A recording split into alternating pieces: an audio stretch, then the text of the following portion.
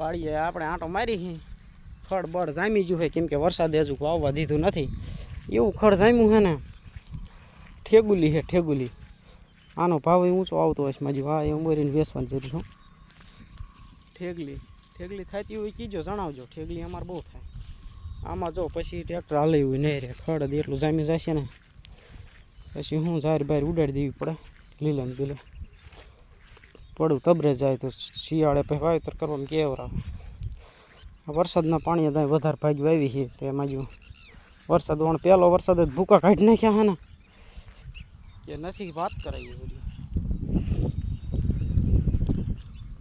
તો આ છે આપણો કપા મિત્રો કપામાં ખડ જામી ગયું છે કપા કરતા તાસો ખડ દેખાય છે કપાનો બહાર કાઢી ખાતર ઉડાડવાનું રહેશે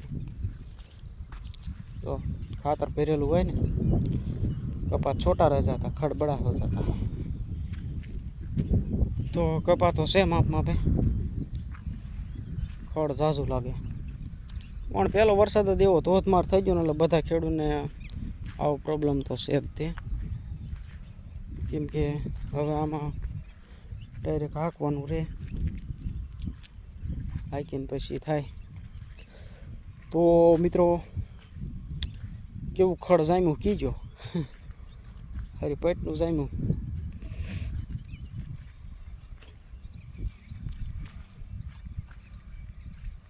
લીલે ને લીલે એક ભાઈએ જાહેર ઉડાડી હતી હામાં પડામાં એમને કમ્પ્લેટ ઉગી જઈએ વાઈ દીધી એટલામાં તો આપણે પણ થોડાક ટાઈમમાં આવશું જાહેર વાવવા કપા નીંદવા અને અત્યારે જઈ હુડિયા ખાવા પહેલાં હુડિયા ખાવાનું ગયા વાળી આવી એટલે પહેલાં હુડિયા ખાવાની ધ્યાન રાખવાની બીજું બધું પછી કપા ખાતર માગે હે ખાતર નાખીને તો અળસિયા બહુ મરી જાય અને પછી મેં જમીનમાં ખારાશ વધતી જાય છે એટલે આપણે યુરિયા માપ માપે જ નાખીશું યુરિયા તો નાખવું પડશે નહીં હાલે તો આપણું વારવા માંડ્યું છે નીંદે એવું ટૂંક સમયમાં થઈ જશે કપાસ છે માપ માપે પણ નીંદા વિનાનો નો સારો દેખાય રામાવીર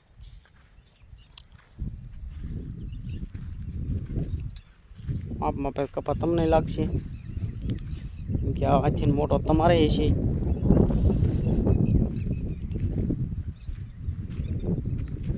ખારી જમીન વધી જઈએ કાઢવાનો ઉપાય હોય તો કીજો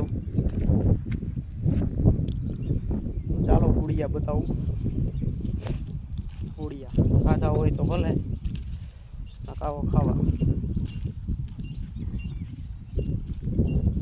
ખડ ખડ ને ખડ ક્યાંક સુપર હિટ છે અને ખાતર ચડે એટલે જાય દીધી પહેલાં વાવેતર કરીને પછી ખાતર નાખવાનું હજી વાડીએ મગફળી વાવીને રજે હજુ બાજરો પકવાડ્યો ને પત્તે ઠીક નહીં બાજરી ચાંક ચાંક ખાઈને તલરકા પડે આપણી વાડ છે સુપર હિટ કોઈ હેઠિયાર ગરવા દીધા ને ક્યારેક ગીરી જાય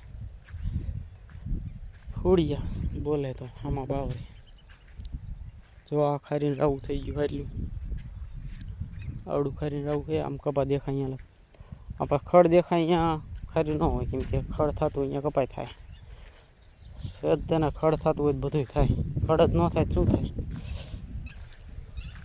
હું રે વાળીએ જો કે વાડે પાડવા હુડિયા સ તો આપણે ખાઈ બતાવું જેવા થયા છે આ વખતે મારી ખાતે બહુ ટીંગાતા હોય છે કોઈક આવી ન ગયું હોય જો એક ખાધા હજી જો નાના નાના હે થોડાક ટાઈમ પછી મોટા થાય છે સારા મોટા થાય ને પછી મજા આવે કેમ કે આમાં તો હજી દાઢ મારે જાય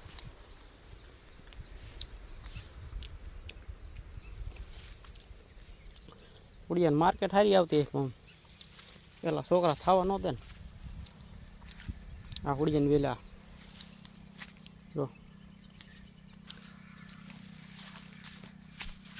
આપણે હોરી વાડે હુડિયા જ થાય જો આવડા હોય તો બી મજા આવે.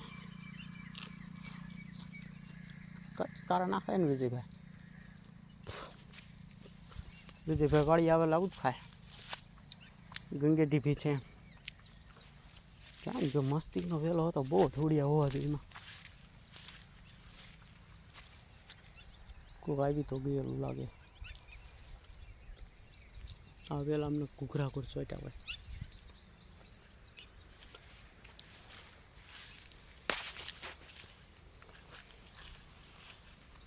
તો ચાલો આવતા બ્લોગમાં મળી. વાડી આવી ત્યારે બનાવી. કેમ કે અહીં કોઈ ન હોય ને એટલે મજા આવે બ્લોગ બોગ જીકવાની. વાડીએ બધા હોય અહીંયા આપણને ફાવતું નથી. કેમ કે આપણને પછી બોલું ન થાય. અહીં નીંદીને ન જઈશું પછી સ્ટેટ બ્લોગ બનશે. કેમ કે ઉગ્યો ત્યાં બનાવ્યો હતો. જો કપા પૂર્યો તો પછી ઉગ્યો છે નહીં. 2-3 ડ્રીમાં ઉગશે. બહુ ખાલા પડી ગયા હતા. મેં કીધું પૂર થઈ. બી થોડુંક પડ્યું હતું. ખોતરવું જ પડશે મારું જીમાં. કેમ કે શાય ના ઉગ્યો હોય.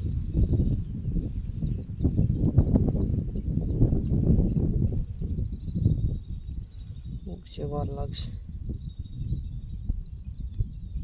પટકાઈ નાખ્યો એ વાત.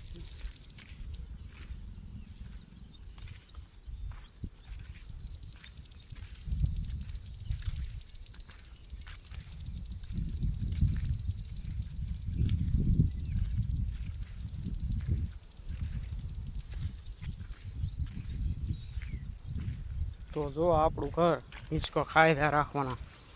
આમ ખાટલો પડ્યો છે. ઓલપા પાણીની બહુ ડોલ પડી છે. બરાબર. અને અમે દેખાય અહીંયા લગ આપણી વાડી 10-15 વીઘા છે. આ તમારા બેન બકાલું ખડ કરી નાખ્યું હોય. ખડ લઈ લેવાય તમારું ડોહું તો બકાલું થાય ને બકાલું થાય નહીં. કાંકડી વાવી કાંકડી વહેલા ફૂગી જાય. વરસાદ કાંઈ ન મૂકે ભાઈ. આપણે બીજી વાડી છે અહીંયા બ્લોગ ક્યારેક બનાવશું. હોય ન હોય તે બધા હોય એટલે આપણને પાછું મૂડ આવે નહીં. આપણી મોટર ટ્રાક્ટર ટીસી તો સમાવાનું ટાંકીને રાખવું પડે. તો અરે પાવર એટલે અત્યારે છે નહીં. પાવર સમાવું બહુ કેવરો. કપામાં તો જામે એવું લાગતું મને નથી. કંઈ વાંધો નહીં, મળ્યા રહેજો.